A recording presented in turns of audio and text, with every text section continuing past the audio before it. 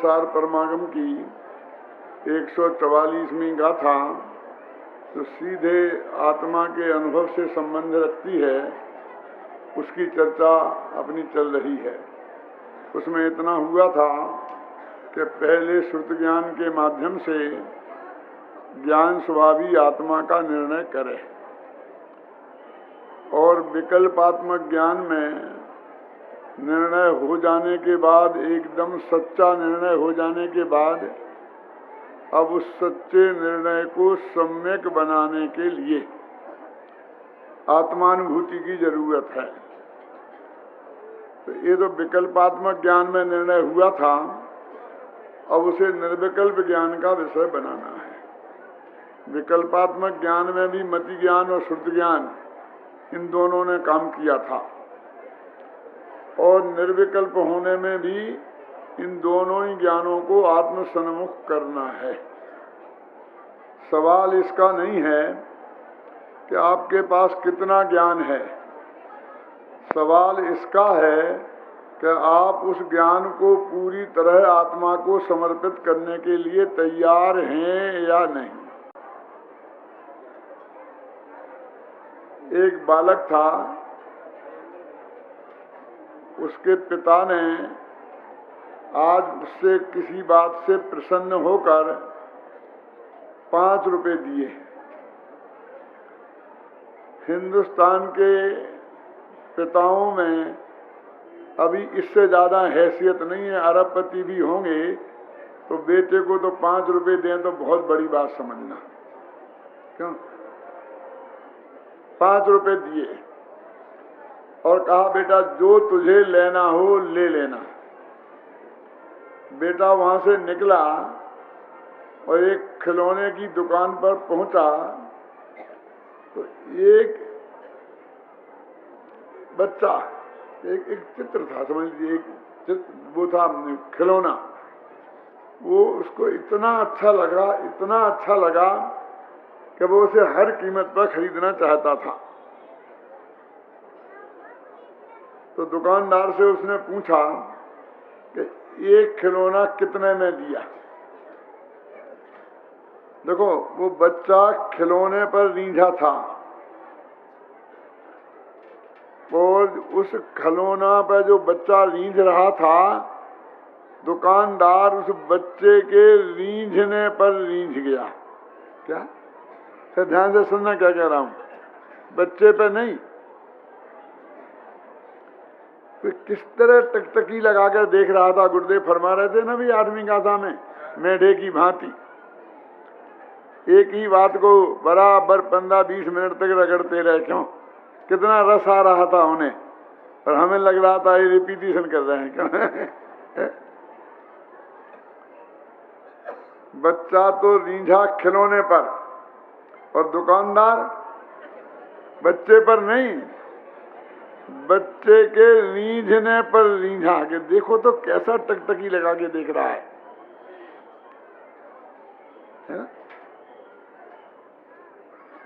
तो जब उसने पूछा कि एक खिलौना कितने में दिया, तो दुकानदार जानता था कि एक खिलौना तो 100 रुपए का है, लेकिन इस बच्चे के पास गारंटी से 100 रुपए नहीं होंगे, क्योंकि हिंदुस्तान के पिताओं की हैसियत वो जानता था। क्या? इसलिए उसने 100 रुपए कीमत नहीं बताई और पूछा बेटा तेरे पास कितने पैसे हैं। तो उसने एकदम 5 का नोट निकालते हुए कहा 5 रुपए। तो उसने कहा एक खिलौना 5 रुपए का ही है। तो उसने खिलौना हाथ में लिया, नोट फेंका और भागा। फिर उसने भाव ताव नहीं किया कि 4 रुपए में नहीं देगा। समझ गए ना? जब घर पर गया और वो खिलौना लेके गया और पिताजी ने माताजी ने देखा तो समझा कि एक खिलौना ये कैसे लाया, कि जरूर किसी दुकान में से चुरा के लाया, क्योंकि इतने पैसे तो इसके पास थे ही नहीं। मैंने तो 5 ही रुपए दिए थे। क्या? तो उससे पूछा कहाँ से लाएगा, उस दुकान से, कि कितने में, कि 5 रुपए में, कि बकता है 5 रुपए में मिलता है इसमें, तू चुरा के लाया है। तो कसम खाने लग गया कि नहीं, मैं चुरा के नहीं लाया, चलो तुम दुकानदार से पूछ लो, उस दुकान से मैं खरीद के लाया हूं। कि खरीद के लाया है कि हाँ, तो जरूर तूने फिर मेरी जेब में से रुपए चुराए होंगे। क्यों? क्योंकि 5 रुपए में तो खिलौना आ ही नहीं सकता है? उसे 2-4 चांटे जड़े, बेचारा जोर जोर से रोने लग गया। क्या करता? बहुत कसमें खा खा के कहे कि जो 5 रुपए आपने दिए थे उन्हीं से मैं एक खिलौना लाया हूं। जब धीरे धीरे जब उसकी बात पर थोड़ा भरोसा हुआ, किसको? पिता को, तो सोचा कि 5 रुपए में खिलौना मिल रहे हैं कि हाँ, तो कि जा बेटा ये ले जा 500 का नोट और 100 खिलौने खरीद के ले आ। क्या? तत्काल बोले मुझे तो एक चाहिए था, मुझे मिल गया, मुझे नहीं चाहिए, आप जाओ। क्यों? मुझे तो मिल गया, एक चाहिए था, अब मुझे नहीं चाहिए। कहने तू चल मेरे साथ।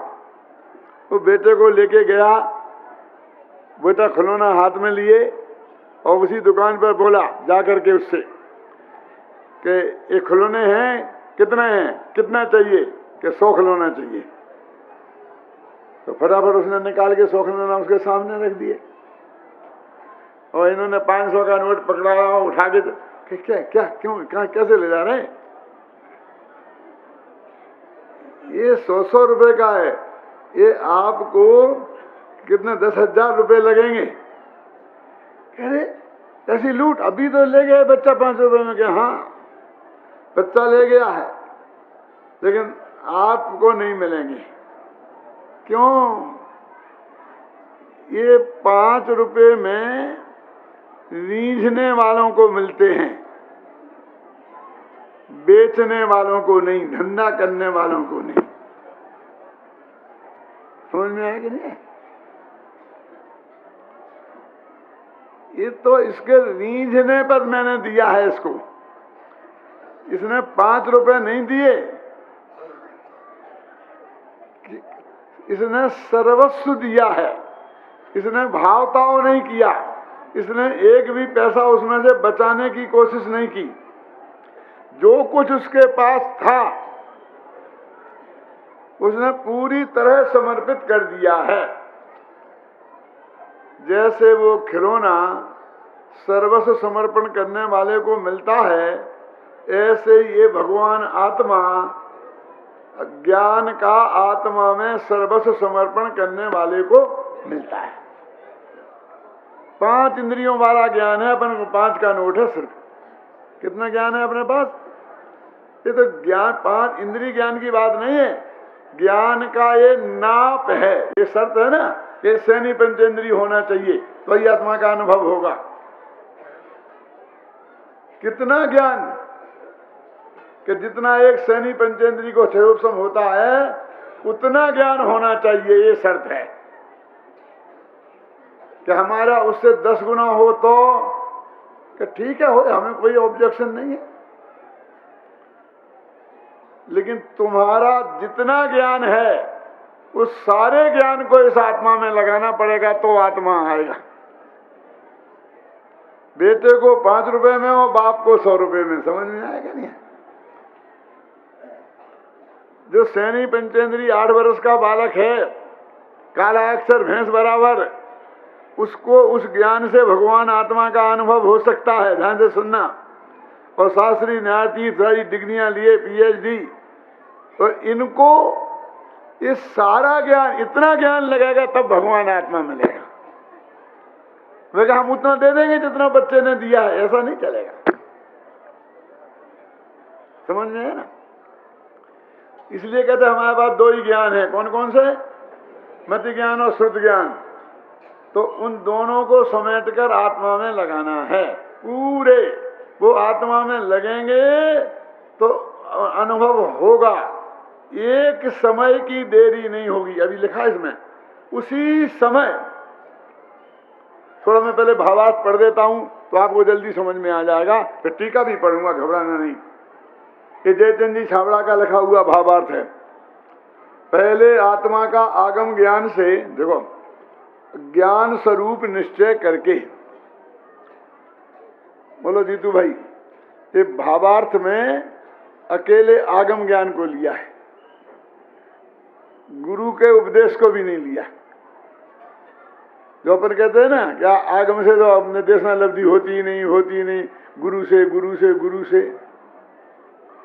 और छड़ा लगी उस पंक्ति को बहुत जोर जोर से बोलते हैं, दौले समझ सुने चित सयाने, काले वृथा मात खोवे, ये नर भव फिर मिलन कठिन है, जो साम्यक नाई होवे। क्या लिखा कि दौल समझ सुने और चेत। तो सुन लिखा, पढ़ नहीं लिखा। इसे सिद्ध होता है सुनने से होता है, पढ़ने से नहीं होता। क्योंकि पढ़ने वालों की पिटाई करना है ना, हम पढ़ नहीं पाए। अब इनने इतना ज्यादा पढ़ लिया है तो हम इनको बराबरी पे कैसे लाएं? तो हम तो ला दिया ना बराबरी पे कल, लेकिन इनमें इतने में संतोष थोड़ी है कि देखो सुन लिखा है, पढ़ नहीं लिखा। तो मैंने कहा पहले समझ लिखा है। अरे तो छंदानुरोध से लिखा है, ऐसा छंद बनाओ, दोले समझ सुने, दोले समझ, दोले सुने समझ नहीं आता। पहले सुन बोलो, फिर समझ बोलो, फिर चेत बोलो, आएगा। छंद भंग होता है, इसलिए छंद के अनुरोध से सुन और समझ में स्थान परिवर्तन हुआ है। क्रम तो यही है कि सुन, समझ और चेत। तो वो सुन इसलिए लिख दिया, क्योंकि वे दौलत राम जी तो छठाला लिख रहे। यदि वे अपनी तरफ से लिखते तो पढ़ लिखना चाहिए था कीर्ति भाई। तो वे किसकी तरफ से लिख रहे? गुरु की तरफ से लिख रहे। क्यों? क्योंकि पहले ही कहा था, कहें सीख गुरु करुणा धार, कि गुरु जी तुझे करुणा करके समझाते हैं। तो गुरु जी समझा रहे, इसलिए तू सुन। अपनी तरफ से लिखते वसंत भाई तो पढ़ लिखते, क्या समझिए ना। लेकिन देखो यहां भावार्थ में मैं आगम का सेवन इसमें लिखा, देखो मैं पढ़ा था, आगम ज्ञान से ज्ञान स्वरूप का निश्चय करके, फिर इंद्रिय बुद्धि रूप मति ज्ञान को, माने बस उसको आगम ज्ञान से ही लेके छोड़ दिया। यद्यपि उसमें भी तीनों गर्भित हैं, घबराना नहीं। लेकिन मैं ये कहना चाहता हूं कि जो आगम को मुख्यता नहीं देना चाहते हैं, सिर्फ बस ज्ञानी गुरु का समागम होगा साक्षात तो ही काम होगा। अब भाग्य से दुर्भाग्य से यदि नहीं है तो ये मनुष्य मुफ्त में खो देंगे, कुछ नहीं करेंगे। अब ज्ञानी गुरु का समागम तो है ही नहीं, पहले गुरु को खोजो। क्यों? तो फिर आत्मा की खोज एक तरफ, गुरु की खोज पहले।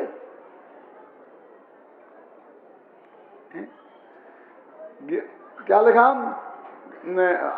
पहले आत्मा का आगम ज्ञान से ज्ञान स्वभाव निश्चय करके, माने हमें आत्मा के बारे में और कुछ नहीं जानना है। क्या जानना है? कि उसका स्वभाव जानना है। कि किसको इस झगड़े में मत पड़ो। क्यों?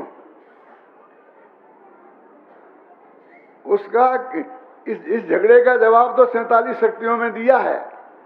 एक ज्ञान नाम की शक्ति है, तो किसको जाने? तो सर्वज्ञ तो नाम की शक्ति है कि सबको तो जाने, तो स्व को जाने के नहीं। पर को जाने के नहीं तो एक सुपर प्रकाश का तो शक्ति है। तुम कहीं से रास्ता नहीं निकाल सकते बेटा। लेकिन वो ये कहते हैं कि अकेले आत्मा को जाने, और आत्मा के भी अनंत गुण हैं ये जाने नहीं लिखा, असंख्य प्रदेश है ये जाने नहीं लिखा, पर वो जानने देखने के स्वभाव वाला है, क्योंकि उसका लक्षण है उपयोग। उपयोग लक्षण से पहचाने, काय से जाने, ज्ञान से जाने, ज्ञान लक्षण से जाने और ज्ञान को जाने। आत्मा को भी ज्ञान बोलते हैं, आत्मा ज्ञानम स्वयं ज्ञानम, आता क्या नहीं आता? इतना सा मोक्ष मार्ग है।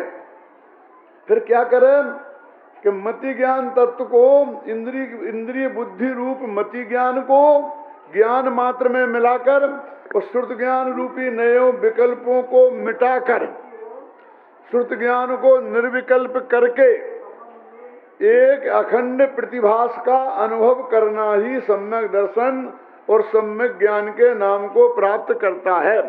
सम्यक दर्शन और सम्यक ज्ञान कहीं अनुभव से भिन्न नहीं है। ये भावार्थ में लिखा है। कितना क्लियर लिखा है। मैंने सिर्फ इसलिए पढ़ा है जल्दी कि आपको आगम ज्ञान की महिमा बताने के लिए कि हमारी उसकी किसी भी तरीके से उपेक्षा नहीं हो। जयसेनाचारी ने तो यहां तक लिखा है, घबराता क्यों है, हम खड़े हैं ना। तो शिष्य कह रहा होगा क्या करें, वर्तमान काल में अनंत भगवान का तो वियोग है, वो तो मिलते ही नहीं हैं, क्या? तो उनके वियोग को दुखी देखकर रोता क्यों है? हम खड़े हैं ना, कि तुम खड़े हो, तुम भगवान हो, अनंत हो, क्यों? कि मंदिर में भगवान की विराजमान है ना, वे पत्थर की मूर्तियां जो तुम पंडितों ने प्रतिष्ठित की हैं। अरे तू समो शरण में जाता तो भी पुद्गल ही का शरीर ही देखने को मिलता। ये मूर्तियां तेरे को दर्शन करने को मिल रही, ये मूर्तियों का दोष नहीं है, ये तेरे चमड़े की आंखों से तो पुद्गल ही दिखेगा। समो शरण में भी वहां आत्मा के असंख्य प्रदेश नहीं दिखेंगे, और यहां भी दिख रहा है पुद्गल ही। कहने नहीं, उनकी दिव्य ध्वनि सुनने को नहीं मिल रही ना, कि हम सुना रहे हैं ना। क्या बात, ऐसा लिखा है क्लियर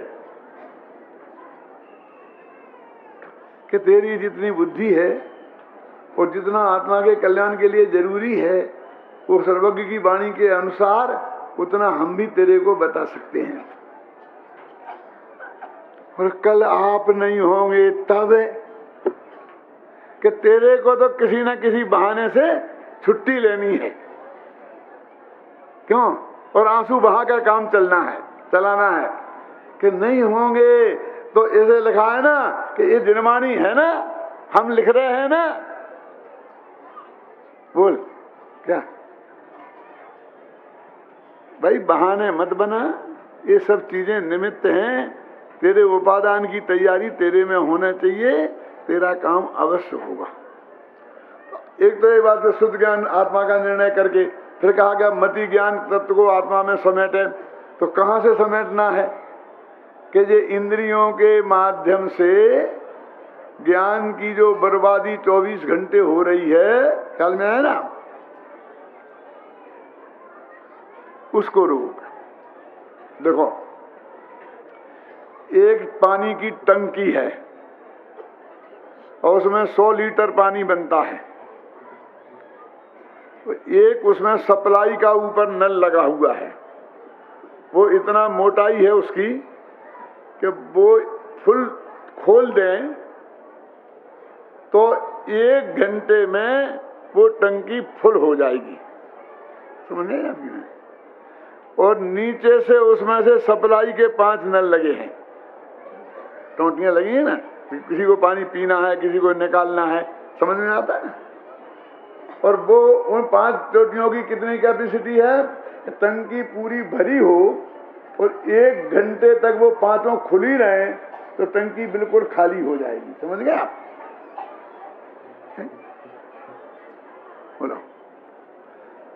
अब भी नीचे के 5 नल खुले हैं और ऊपर का भी 1 नल खुला है, 6 ही नल खुले हैं फुल स्पीड में। बोलो क्या होगा? अभी टंकी बिल्कुल नहीं भरी है, बिल्कुल खाली है। अब 5 ऊपर का नल खुला है और नीचे के भी 5 खुले हैं। अब हमें टंकी भरना है तो बताओ कौन सा नल खोलें? विमल जी समझ में आया ना? भैया खुले तो सब हैं ही, अब तो बंद करने की बात करो। तुम नीचे के 5 नल बंद कर दो तो घंटी 1 घंटे में भर जाएगी। तो ऐसा प्रति समय उतना ज्ञान हमारा क्षयोपम पैदा हो रहा है, कितना, जिससे आत्मा समझने के लिए पर्याप्त है। और वो ज्ञान पैदा होके और ये 5 इंद्रियों के माध्यम से ये बाहर जाके बर्बाद हो रहा है। खुले हैं नल, कोई नीचे बाल्टी नहीं लगी है, नाली में बह रहा है, गंदी नाली में, क्यों? और गटर में जा रहा है वो पानी। ये वो कितना पवित्र बिस्लरी का पानी, 10-10 रुपए की एक बोतल, क्यों? और नल में खोल करके और वो गटर में जा रहा है कि नहीं? ऐसा आपका ये पवित्र क्षयोपम ज्ञान और 5 इंद्रियों के माध्यम से खुल के सीधा गटर में जा रहा है कि नहीं जा रहा? समझ गया? काय में लग रहा है, विषय के साय में, और वो आत्मा में लग जाए तो क्या कमाल हो जाए कि नहीं हो जाए? अरे भैया अब कमाने की छोड़ो, बर्बादी रोको। अंतर मुहूर्त, वहां तो 1 घंटा लगना था, अंतर मुहूर्त को रुक जाए तो केवल ज्ञान। फिर इतना ज्ञान होगा कि जितना तुझे ढोलना है ढोलना, अनंत काल तक तुम ढोलना, तो भी स्व को जानना और पर को जानना कुछ भी, और उसका कहीं अंत आएगा ही नहीं। बोल क्या कमाल है?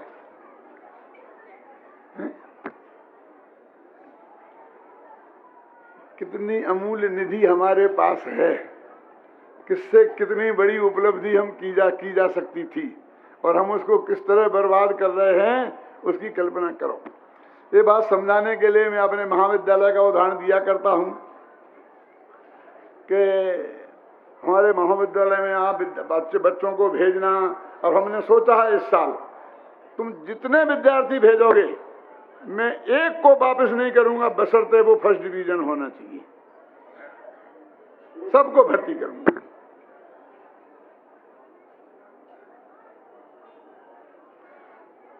क्यों?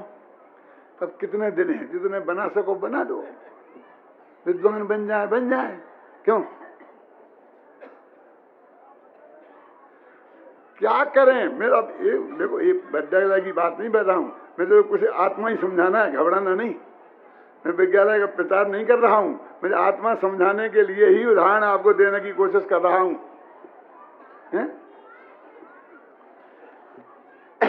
जो कहते हैं ठीक है, हम अपने बच्चों को आपके विद्यालय में भेज तो देंगे, लेकिन उनका फ्यूचर क्या है? What is the future?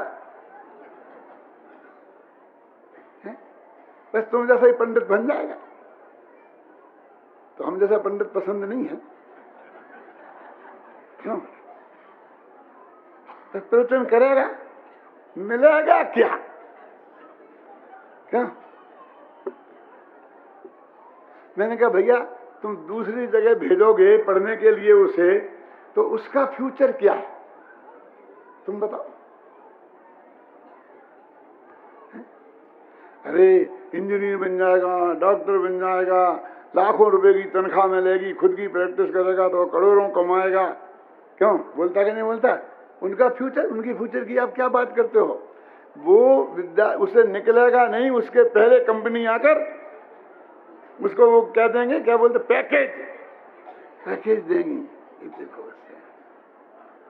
मैंने कहा हमारे यहाँ क्या भविष्य है कि वो 1-2 हम में मोक्ष चला जाए।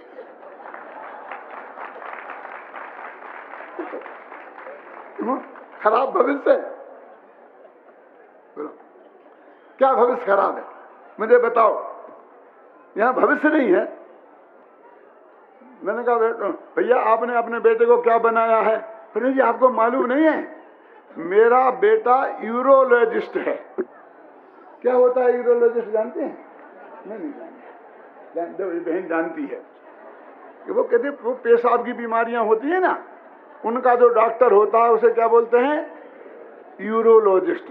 मैंने कहा भैया मैं समझता नहीं, पुराना पंडित हूं, तुम बताओ ये यूरोलॉजिस्ट करता क्या है? कि साहब सुबह से लाइन लगती है, फुर्सत नहीं है देखने की।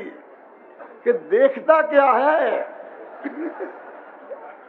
लोगों के बेअंग जिनका नाम लेने में हमें शर्म आती है। क्यों? जिसे कोई देखना नहीं चाहता है, जिसे कोई दिखाना नहीं चाहता है। क्यों?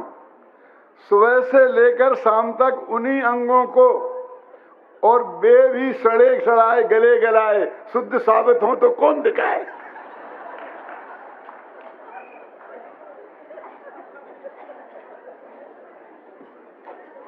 कितना बढ़िया उपयोग है उसके ज्ञान का। क्यों? क्या उसका भविष्य बताओ? तुम्हारा बेटा क्या है? कहने हमारा यूरोलॉजिस्ट नहीं है। तो क्या है? पैथोलॉजिस्ट है। ये पैथोलॉजिस्ट क्या होता है? ये जो खून पेशाब टट्टी की जांच करते हैं ना, तो खोल लेते हैं जांचें करने वाला, वो तो क्या करता है सुबह से शाम तक? कि लेटरिन की जांच। जिसकी तरफ हमारी निगाह पड़ जाए तो मुंह फेर लेते हैं। हम देखना पसंद नहीं करते हैं, वो सुबह से शाम तक उसको ही देखता रहता। क्यों? ये भविष्य है। क्यों? चलो विचार कर क्या हमारा लड़का तो इंजीनियर है, क्या है? बहुत बड़ा इंजीनियर है, बड़े बड़े बांध बांधता है भांखड़ा नांगल जैसे। मैंने कहा आजीवन का वनवास रामचंद्र को तो 14 वर्ष का मिला था।